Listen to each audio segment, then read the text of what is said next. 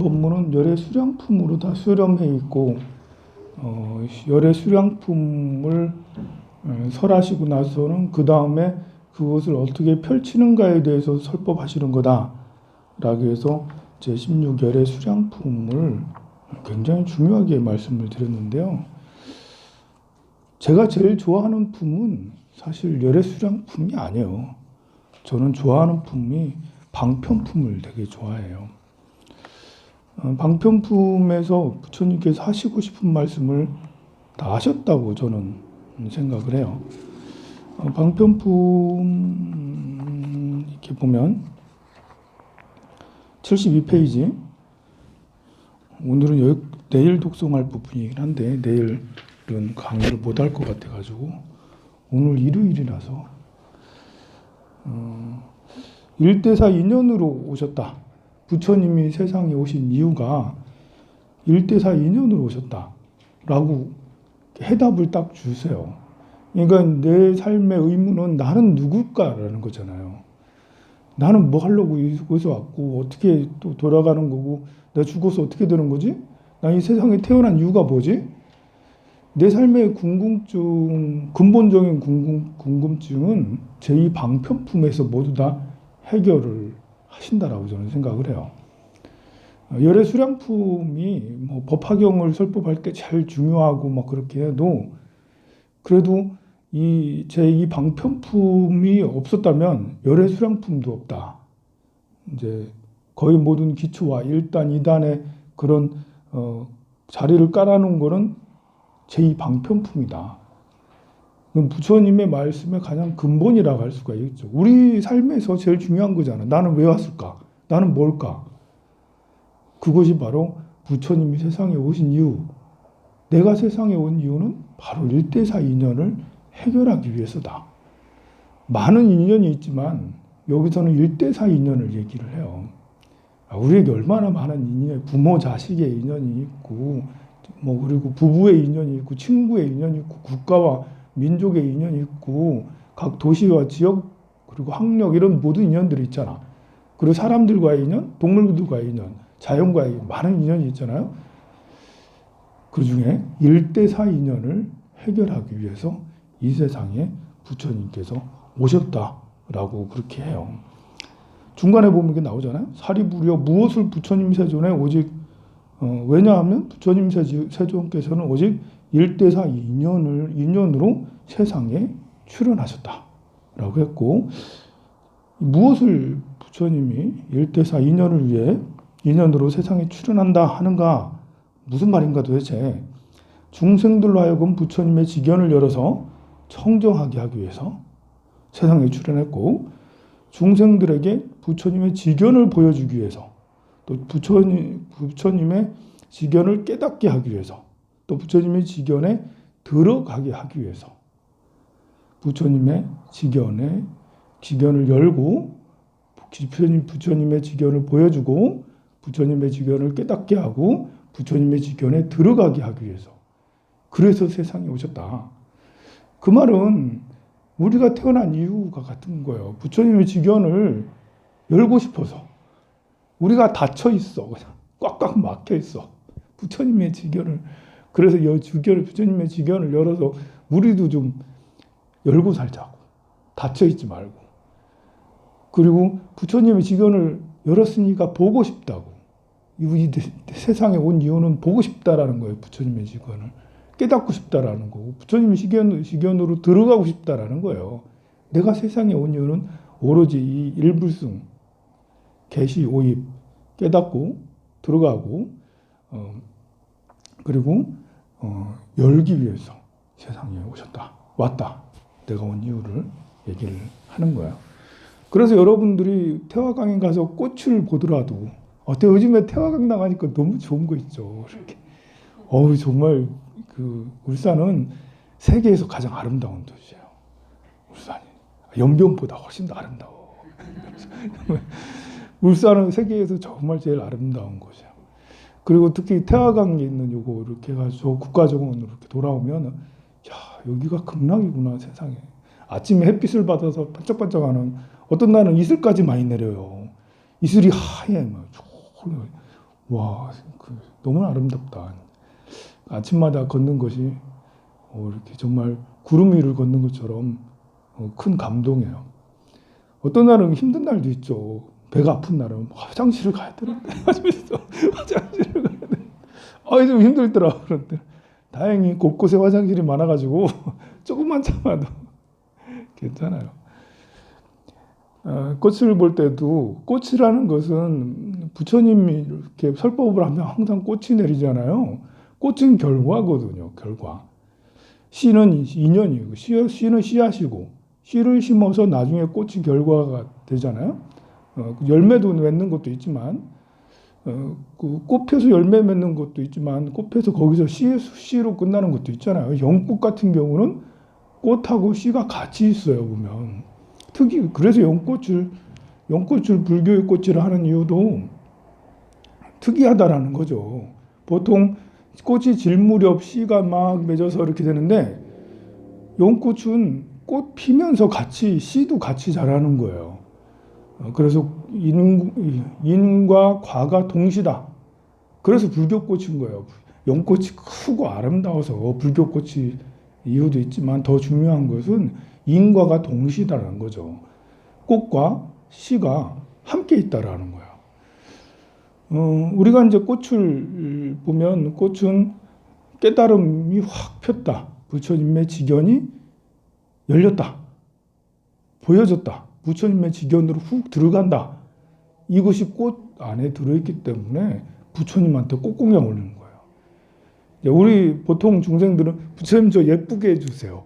다음 생에 예쁘게 태어날래요. 그래서 꽃공양 올리.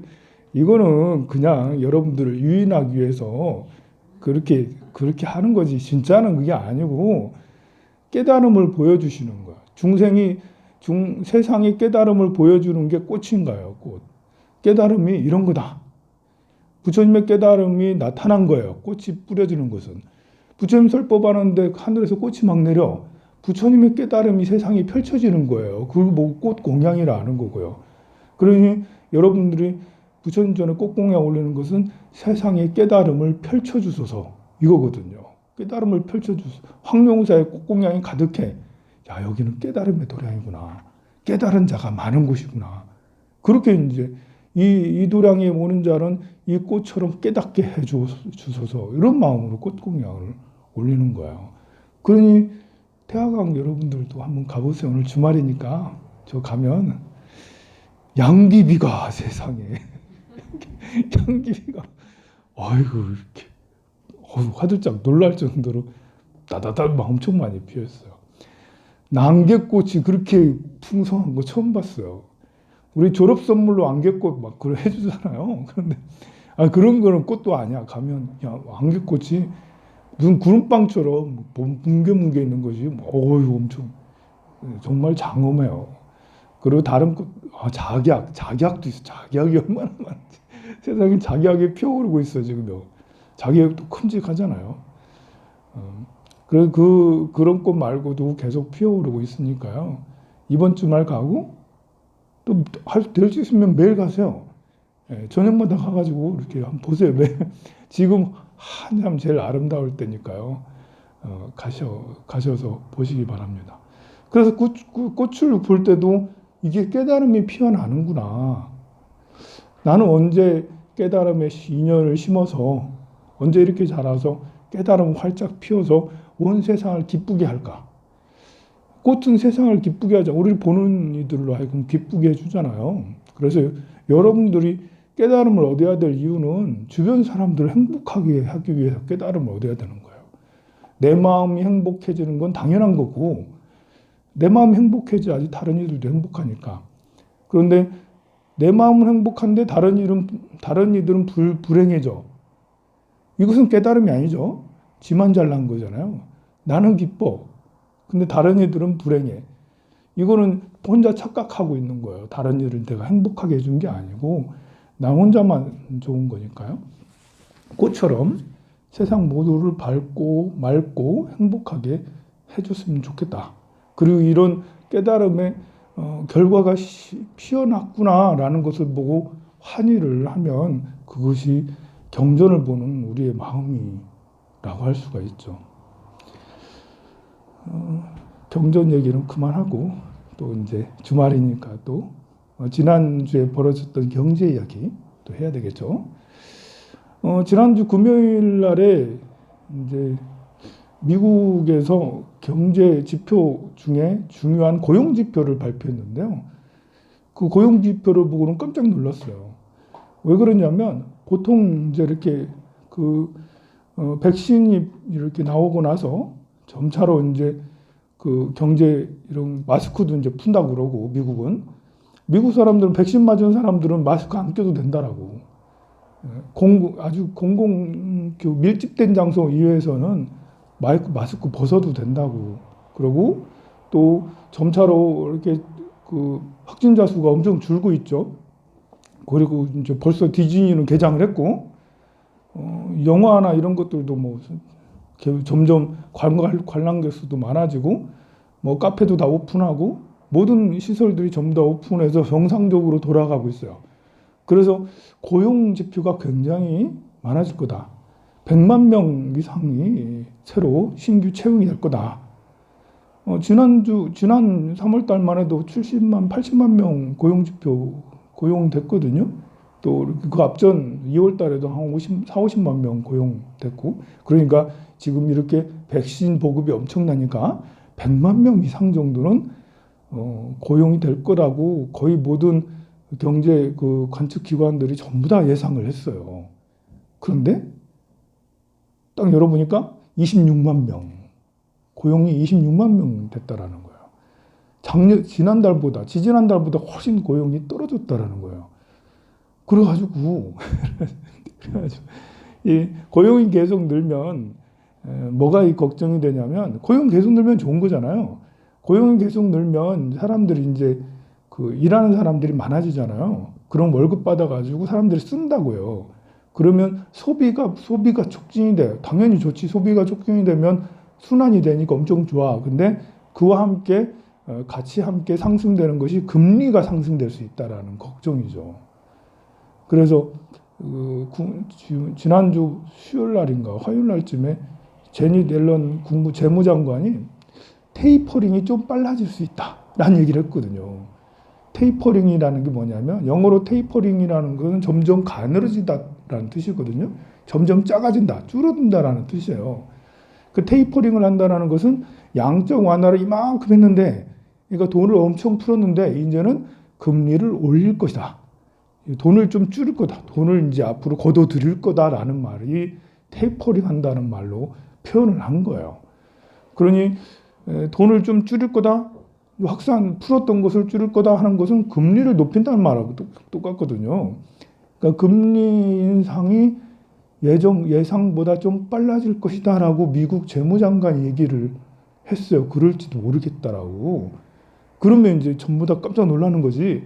금리 인상은 미래에 올 거라는 거는, 그리고 또 연준에서는 3년 동안은 안 올 거다. 2023년까지는 절대 안 올 거다라고 계속 못을 받고 확신차게 얘기했는데, 시장에서는 야, 이렇게 10년 만기 국채 수익률도 1.7 막 넘어가려고 그러고 막 이렇게 하니까, 야, 이러면 금리가 이제 예상보다 빨리 금리가 올라가는 거 아니야?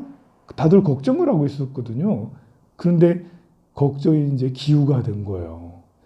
계속 고용이 100만 명이 늘고 200만 명이 늘고 계속 늘으면, 그러면 금리 인상을 빨리 할 수밖에 없을 거예요. 그런데 이제 여러분들 대출 많은 사람은 안심하세요. 대출 많은 사람은 당분간 몇 달 동안은 야, 이거 괜찮을 것 같다. 이거 이제 금리 인상 안 할 것 같다. 고용이 26만 명으로 푹 줄었다는 것은 앞으로 당분간 금리 인상 진짜 안 한다는 거죠. 그러니까 연준 의장도 지금 이제 금리 인상 못 한다, 할 수 없다고 했잖아라고 다시 한번 나와가지고 얘기했고, 바이든도 다시 나와가지고 야, 이거 우리가 지금까지 정책을 한 것은 잘한 거야. 바이든 정부 들어와서 많은 지탄을 받은 것은 너무 돈을 많이 풀고 있다 지금 세상에. 미국 국민들은 돈을 얼마나 많이 받고 있는지 엄청나게 혜택을 많이 받고 있어요. 그렇게 많이 풀면 안 되잖아. 그 많이 풀면 계속 그 인플레가 될 거야, 가격 상승이 될 거야라고 해서 전 국민들이 막 많은 사람들이 바이든 정부를 비난하고 하는 사람들이 많았거든요. 그런데 고용 지표가 푹 떨어지니까 비난할 수가 없는 거지. 바이든도 나와가지고 그래, 우리가 정책을 잘못한 거 아니야. 계속 앞으로 정책을 계속 할 거야라는 분위기인 거예요. 그러니까 앞으로 또 인프라를 하기 위해서 몇 조 달러를 또 풀 거거든요. 지금까지 한 10조 달러 가까이 이렇게 작년부터 풀었는데 앞으로도 몇 조 달러 더 푼다는 거지. 자신 있게 푼다라는 거예요. 자신 있게. 고용 지표가 상승할 때까지 계속 할 거라는 거예요. 그러니 이제 그 참 난감한 거죠. 이 고용 지표는 왜 떨어졌냐? 그 고용을 하려는 사람은 되게 많은 기업이나 이제 그 자영업이나 어떤 어디에서나 인원을 모집을 해요, 지금. 수요는 엄청난 거예요, 수요가. 사람을 여기 와서 일 좀 해주세요 라는 사람이 너무너무 많아요. 심지어는 미리 한 달치 월급 땡겨주고 보너스까지 땡겨줄게. 와서 좀 일 좀 해줘. 라는 광고까지 나올 정도로 일 좀 해달라는 그런 이제 기업이나 그런 뭐 이렇게 업자들이 엄청 많은 거예요. 그런데 일을 안 나가. 근데 더 쉬고 싶다라는 더 아니 이게 미국 정부에서 이렇게 도대체 왜 그런 거지? 우리나라는 지금 일자리가 없잖아. 여러분들 가서 일을 할 만한 데가 잘 없잖아 보면. 근데 뭐지? 와서 일해주세요 하는 데는 많은데 안 나간다는 거예요. 이제 여러분 왜 그럴까는 확실한 건 모르겠는데 아마 너무 돈을 많이 풀어가지고 그 각 가정이 1인당 뭐 200만 원, 300만 원씩 주머니 다 꽂아줬잖아 보면.